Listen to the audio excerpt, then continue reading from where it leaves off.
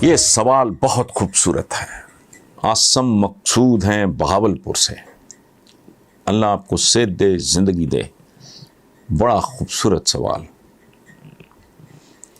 وہ کہتے ہیں اگر آپ کی زندگی میں کوئی پریشانی آ جائے تو آپ اسے کس طرح ہینڈل کرتے ہیں؟ ہمیں بھی بتائیں، کیونکہ اب زندگی میں سوائے پریشانیوں کے کچھ نہیں رہ گیا. سبحان اللہ، واٹ اے بیوٹیفل کوشچن. آسم مقصود صاحب، اللہ آپ کو صحت کے ساتھ سلامت رکھے. پہلی بات یہ ہے کہ یو نیور گیو اپ. کبھی سرنڈر نہیں کرتے.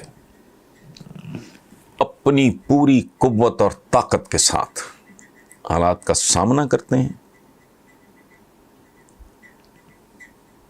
اللہ پہ مکمل بھروسہ رکھتے ہیں، اور بڑے سے بڑا عذاب بھی آ جائے، بڑے سے بڑا مسئلہ، بڑی سے بڑی پریشانی، اس کے موت سے ضرب دے لیں، حقیر لگے گی آپ کو، معمولی لگے گی. کوئی کتنا جیتا ہے. ابھی دلیپ صاحب دنیا سے رخصت ہوئے. He was 90+, but ultimately کیا انسان کیا ہے؟ ہندو جلا دیے جاتے ہیں، مسلمان اور کرسچنز مٹی میں دبا دیے جاتے ہیں، اور پارسی جو ہیں وہ اپنے مردوں کو، وہ پرندوں کو کھلا دیے جاتے ہیں. ان کو ٹاور آف سائلنس کہتے ہیں، برج خاموشی یا کوئی اس طرح کا ترجمہ ہے اس کا. تو آپ مجھے بتائیں، اگر انجام یہ ہے تو بیچ میں کوئی چھوٹا موٹا کو اونچ نیچ یہ وہ اگر آتی ہے تو اس کو بہادری سے فیس کریں. میں پہلے بھی مثال دے چکا ہوں رابرٹ بروس کی، اور بڑے لوگ ہیں. جو ظہیر الدین بابر کے ساتھ ہوا کوئی تصور بھی نہیں کر سکتا. رابرٹ بروس چھپا ہوا غار میں، شکست خوردہ. اس نے مکڑی کو 1 دفعہ 2 دفعہ 3 دفعہ. یاد رکھیں، ہر شکست، ہر پریشانی آپ کو کامیابی اور فتح کی طرف لے کے جاتی ہے، پرووائڈیڈ.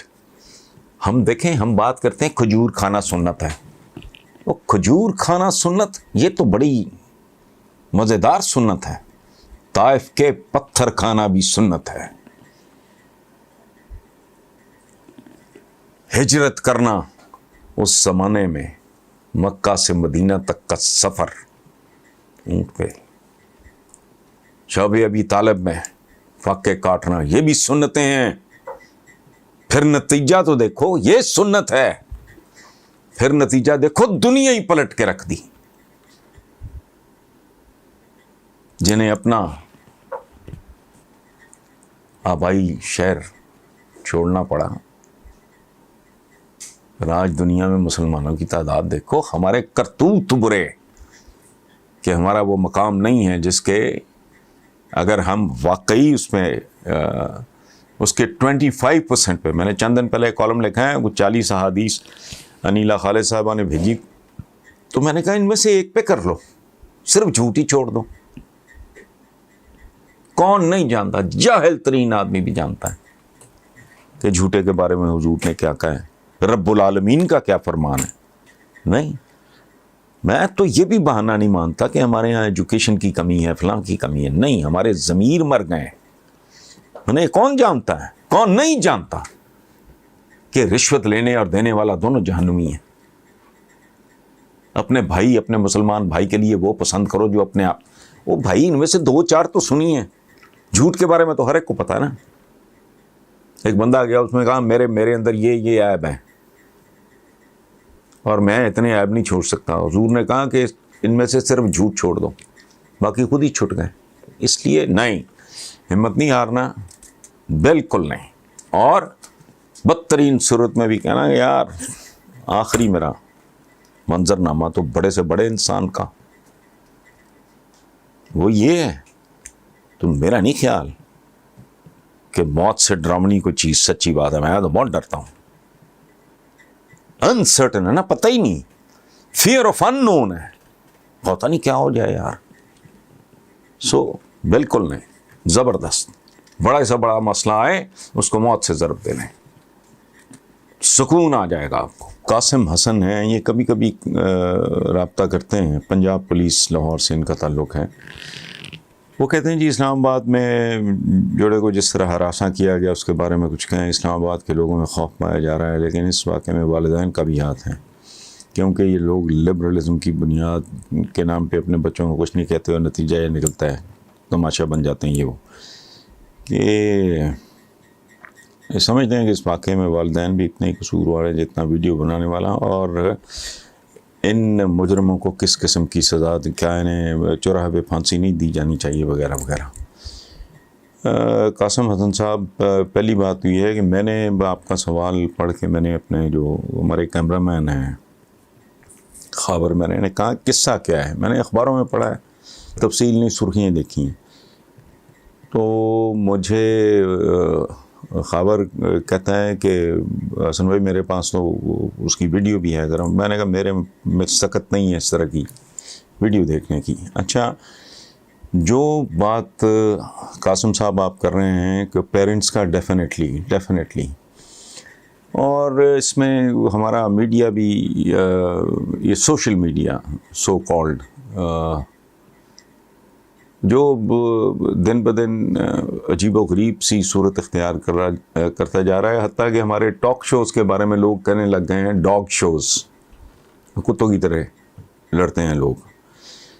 تو والدین کا ڈیفینیٹلی قصور ہے، اس حد تک ہے ڈیفینیٹلی کہ وہ تربیت میں نقص رہ گیا، فلا رہ گیا، اور میجر فلاز رہ گئے.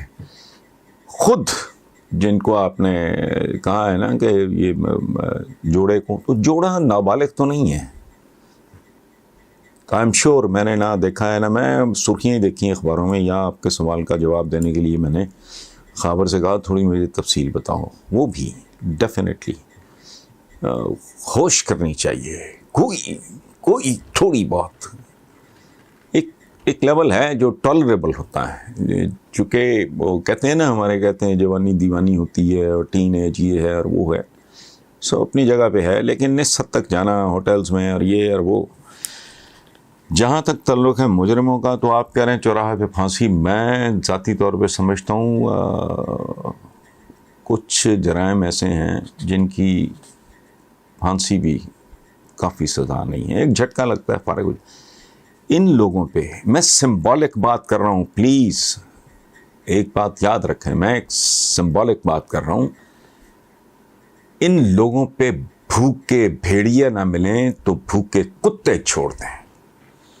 ایک رینگو 12-15 دن کے بھوکے بھیڑیے ہوں اور ان پہ چھوڑ دیے جائیں. اگین میں کہہ رہا ہوں سمبولک بات ہے. یہ جو اس ملک میں گروپس پیدا ہو گئے ہیں، کو وومنز لبر، کو میرا جسم میری مرضی، اور یہ عورت راج، اور دس کائنڈ آف نانسنس. اور ایک اور ہے یہ کہ جی ہیومن رائٹس ہیومنز کے ہوتے ہیں، انسانی حقوق انسانوں کے ہوتے ہیں، وحشیوں اور جانوروں کے نہیں. اس طرح کی بہت سی چیزیں ہم نے گھڑی ہوئی ہیں. ہیومن رائٹس، یہ کیا ہیومن؟ کوئی ہیومن ہوگا تو اس کے رائٹس ہوں گے نا. اور جو ہیومن ہوگا وہ گناہ بھی کرے گا، جرم بھی کرے گا، لیکن اس کی ایک حد ہوگی. یہ تو ساری حدود ہی، ساؤنڈ بیریئرز ہی توڑ گئے ہیں.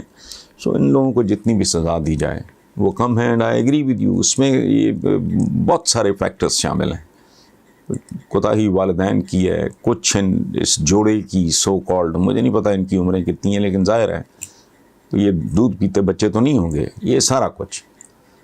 بہرحال thank you for this very very painful question.